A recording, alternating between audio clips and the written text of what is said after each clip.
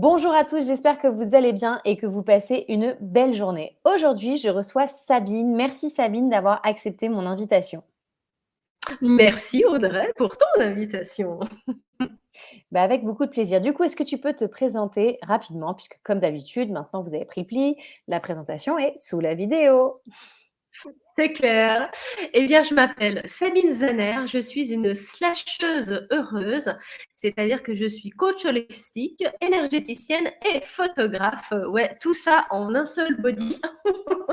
Et je suis solo-entrepreneur depuis plus de 15 ans. Voilà, j'aime bien faire popper les gens.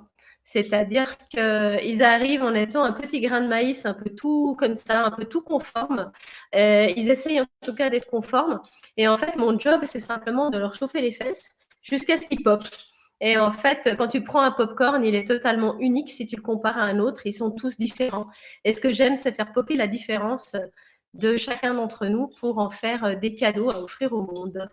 Voilà, voilà, tout ça dans la joie et la bonne humeur, car j'ai une joie de vivre contagieuse. Voilà. J'ai pu observer ça et savourer ça sur les réseaux sociaux, donc je confirme. Tu ne fais pas que le dire, tu le fais réellement, tu l'incarnes réellement. Donc du coup, on arrive au moment de la question parmi tous les trucs et astuces, les pépites, les événements de vie pro ou perso. Quelle est la chose que tu aimerais nous partager, l'événement qui est venu enrichir ta vie? Alors, c'est sans être vraiment un événement, enfin, c'est souvent une, une poursuite de choses qui nous arrivent, mais il y a vraiment une phrase qui est vraiment très très chouette, qui est en anglais et en français, mais en anglais c'est Your wrongness is your strongness, et en français ça fait tes plus gros boulets sont tes plus grandes forces. On va le dire comme ça. J'adore. Hashtag boulet. C'est ça, tes faiblesses sont tes plus grandes forces. Et c'est vraiment quelque chose qui est au cœur de mes accompagnements. C'est qu'on essaye par tous les moyens de taire notre différence parce qu'on pense qu'elle n'est pas reçue.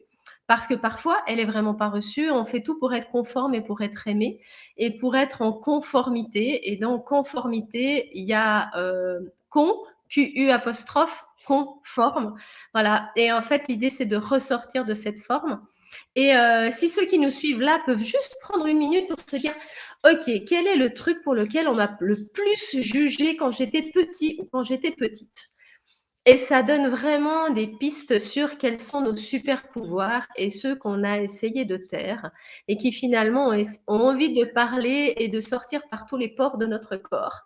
Et souvent, ils vont créer des crispations, des maladies auto-immunes, ce genre de choses, des pétages de câbles et burn-out divers et variés. Voilà, nos corps sont très créatifs pour essayer de nous parler quand on ne les entend pas. Voilà. Et il y a vraiment de ça, c'est d'aller regarder cette chose-là et d'en faire, en fait, de ne pas retourner nos super pouvoirs contre nous en imaginant que ce sont des problèmes et que notre différence est un problème, mais que cette différence ou ces différences sont vraiment une chance et un magnifique cadeau à offrir au monde. Et c'est ça que j'adore aller gratouiller. Et dans ma vie, j'étais très, très critiquée parce que justement, ma joie de vivre et ma curiosité insatiable en ont épuisé plus d'un. Et on essayé de taire ça, mais en fait, non. Et c'est ce qui fait que ça me caractérise. Et puis, un autre mot que j'aime bien inventer des mots, c'est la dispersitude. Et je suis atteinte Oula. de dispersitude aiguë. Ah oui, ça y est, j'ai C'est, compris. ouais, d'être dispersée, tu vois, d'aller dans un Ouais, truc, ouais. dans un et aujourd'hui, je rentre dans une case et je suis sûre qu'il y en a plus d'un ou d'une qui sont là, qui peuvent imaginer rentrer dans cette case. Ouais. Et c'est la première fois que je suis contente d'être dans une case. Est-ce que tu sais quelle case c'est, toi? La pop attitude. Ah ouais, alors ça, c'est top. Non, c'est dans le titre, c'est une slasheuse heureuse. La slasheuse ou le slasher, c'est quelqu'un qui a décidé sciemment de vivre de plusieurs activités. Et en fait, quand tu es Mmh. dispersé, ça te met sur la piste de l'hypersensibilité, qui pourrait te mettre sur la piste de la haute potentialité.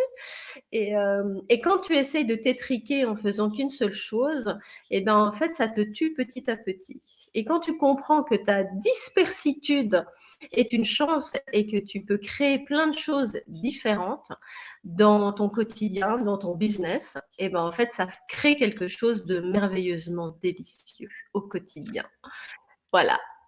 Bah, tu vois, ce soir, je me coucherai moins bête parce que tu vois, moi, je disais multiprofessionnelle, donc maintenant, je sais que je suis une slasheuse. Oui, voilà. Et Ouais, du coup, une quand tu slasheuse parlais du côté positivement. exactement. Et du coup, quand tu me parlais du côté conforme, ça me fait penser à une phrase qui, je pense, va te plaire. C'est: «À force de vouloir rentrer dans le moule, on devient tarte ou quiche, comme tu veux». Ah oui, j'adore. Donc je Oui, pense c'est que ça. tu peux la rajouter.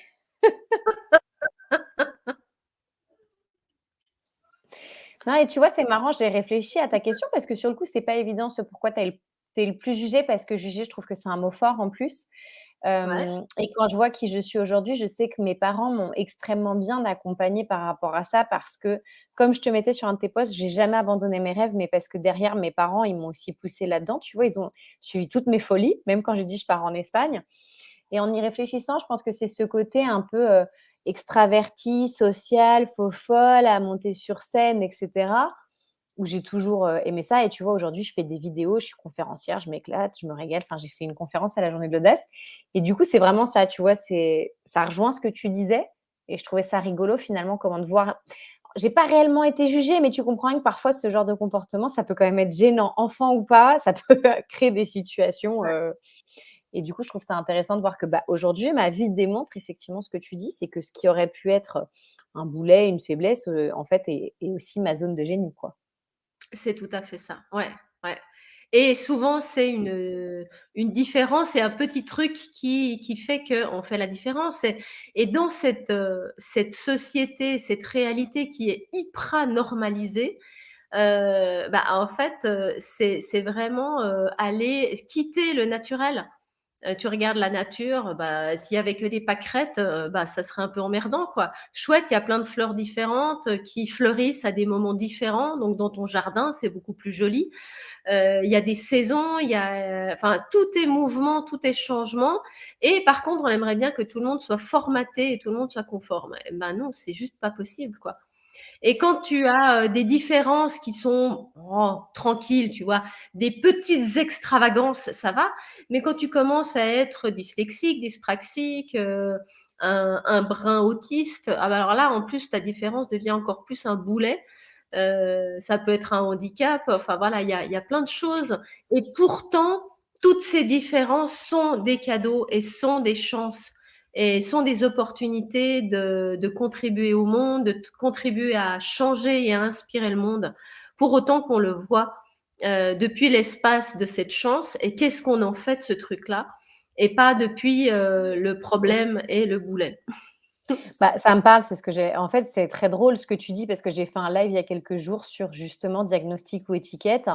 Hem, alors je sais plus le titre exact qu'avait mis la personne, c'était Marie-Laure, mais c'était, est-ce que c'est, une tare, une prison ou est-ce qu'on en fait une force et un truc magique, tu vois? Effectivement, moi j'ai beaucoup de mal avec les étiquettes et ce que je dis aux parents, des patients que j'accompagne, c'est: «OK, on a un nom, génial, maintenant on s'en fiche.